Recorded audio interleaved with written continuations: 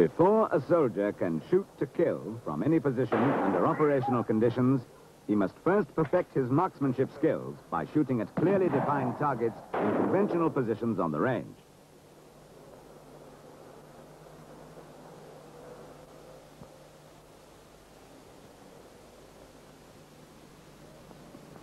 I see you're an 8-inch grouper. Today you're going to fire from 300 meters. It is the responsibility of unit coaches to perfect the marksmanship techniques of the trained soldier.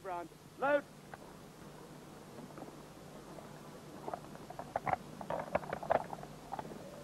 In the prone position, down. There are 4 principles which are vital to good marksmanship.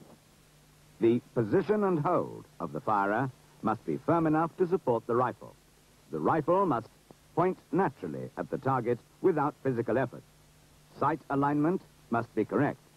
And finally, the shot must be fired and followed through without disturbing the position. Let us study these principles in more detail as they are so important.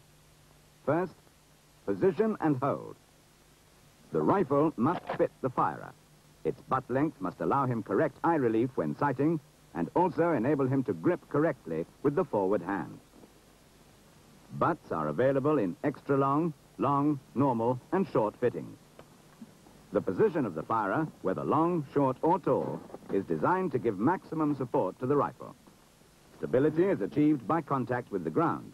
Support of the rifle is obtained through 3 points: the left and right hands and the chest. The left elbow should be placed close to the line of the rifle, so that the weight of the rifle is given rigid support by the bones of the forearm rather than the elastic support of muscle. The handguard should be across the palm of the hand and be held firmly enough to support the rifle without gripping tightly. The controlling hand in good shooting is the right hand, which must be located high on the pistol grip, and grip it firmly, pulling the rifle back into the shoulder, but without twisting the rifle away from an upright attitude. The thumb should be below the safety catch and the trigger finger parallel to the barrel. The body should lie slightly oblique to the line of fire, legs apart with the right leg parallel to the line of fire. The inside of the ankles should lie against the ground. This is the recommended position, but variations of it are allowed to suit individual firers. The muscles should be as relaxed as possible to avoid tremors through straining. The butt should be placed in the hollow between the collarbone and the shoulder muscle. The head should not be pressed against the butt, but rested in a comfortable position, which at the same time allows it to be kept upright so that the eye can operate in its socket in the most normal position.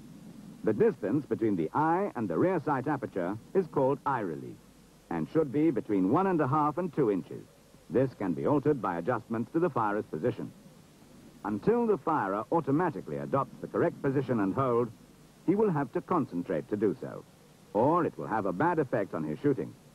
A sandbag support in the early stages will help him achieve consistency, but the firer should not be allowed to become dependent on it as an aid to better shooting.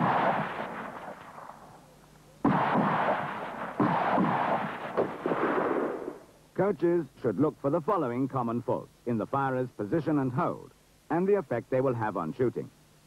For example, a firer with too long a butt causing excessive eye relief will have restricted vision of the target area. Poor left-hand support will cause shots to become scattered round the point of aim.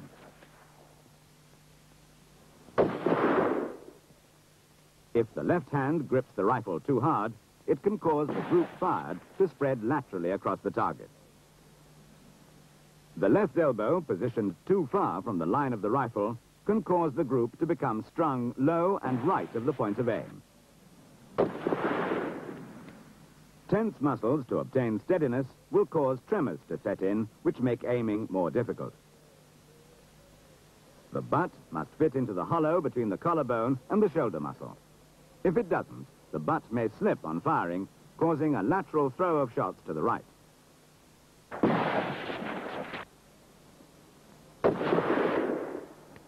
Incorrect use of the sandbag gives variable support. The effect of this may be to increase the size of a group and possibly misplace it vertically.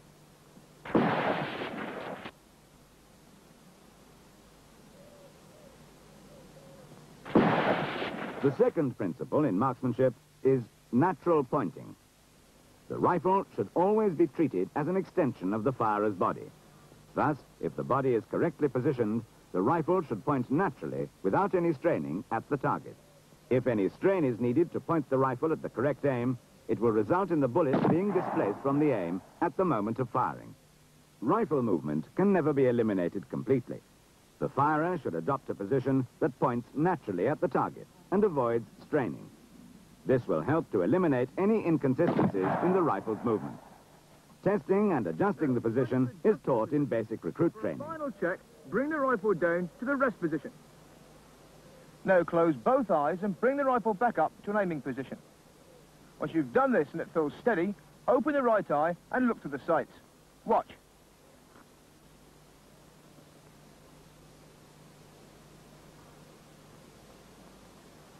And you should see then that the foresight is either on or very near the point of aim. If it isn't, then more adjustment is necessary. And you can carry this out by using the same methods as I've just shown you. Are there any questions? Right, pick up your own rifles and get into the aim. Now, once you're steady, relax the grip with both hands and see if the foresight moves. If it does, you must then adjust your position.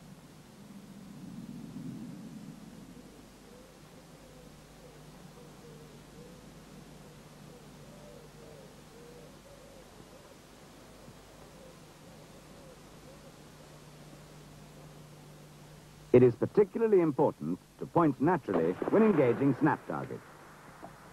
The experienced shot will quickly alter his position each time to the correct alignment before firing. The inexperienced shot will not alter his position, with the result that he is not pointing naturally, and thus straining into the aim with a consequent effect on his shooting. Sight alignment, the third principle in marksmanship.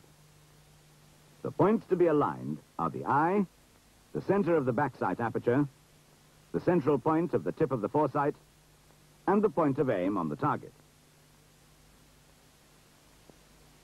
To obtain a correct aim, it is necessary to align all four of these points into a straight line. Alignment faults cannot be seen during firing, but the good coach can deduce them. An obvious fault is when the tip of the foresight is off the point of aim. This will cause the shot to fall inside a circle based on the foresight's point of aim. The diameter of the circle is the same as the firer's grouping capacity. Failure to centralize the foresight in the rear sight aperture is another serious fault. The eye does not automatically locate the center of the aperture.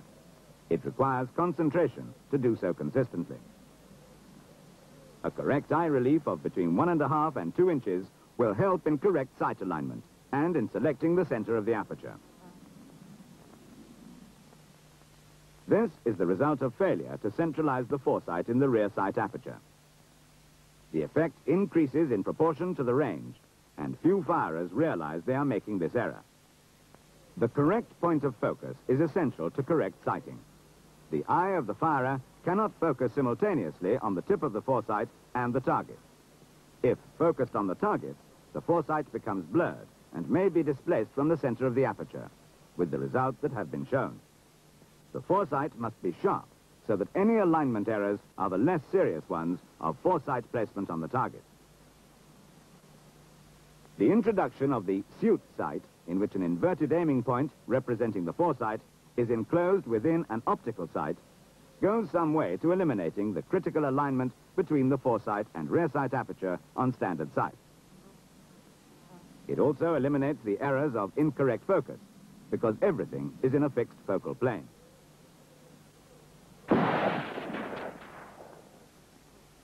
The final principle in marksmanship is the follow-through.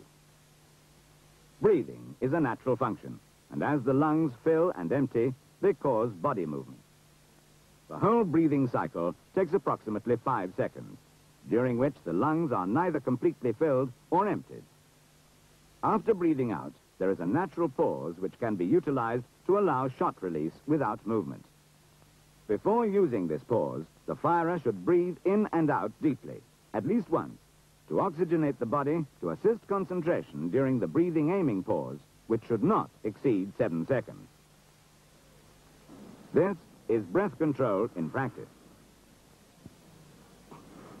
During the pause of restrained breathing, the trigger must be operated without altering the sight alignment. This is only possible if the right-hand hold is correct, with the trigger finger in the correct position. The slack pressure in the trigger is taken up before aiming, and the trigger is squeezed and not snatched or pulled.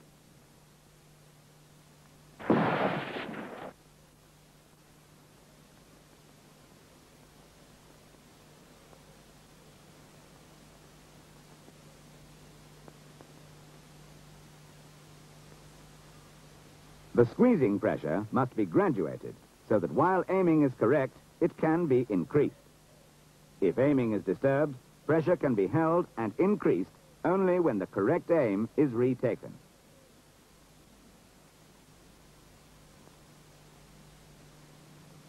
After firing, the shot must be followed through to the target. The trigger must be held to the rear. The firer's eye must stay open, and he must watch for any movement of the foresight. Great concentration on the part of the firer is required to avoid inattention to any of these 3 points, which may cause misplacement of his shot. Poor breath control, either attempting to aim after inhaling or holding the breath restraint too long, are common faults which result in poor shooting. Snatching, instead of squeezing the trigger, is a common fault in trigger operation, as is pulling across the line of sight. In the actual follow-through, releasing the trigger immediately after firing, flinching and lifting the head, all cause movement which results in a misplaced shot.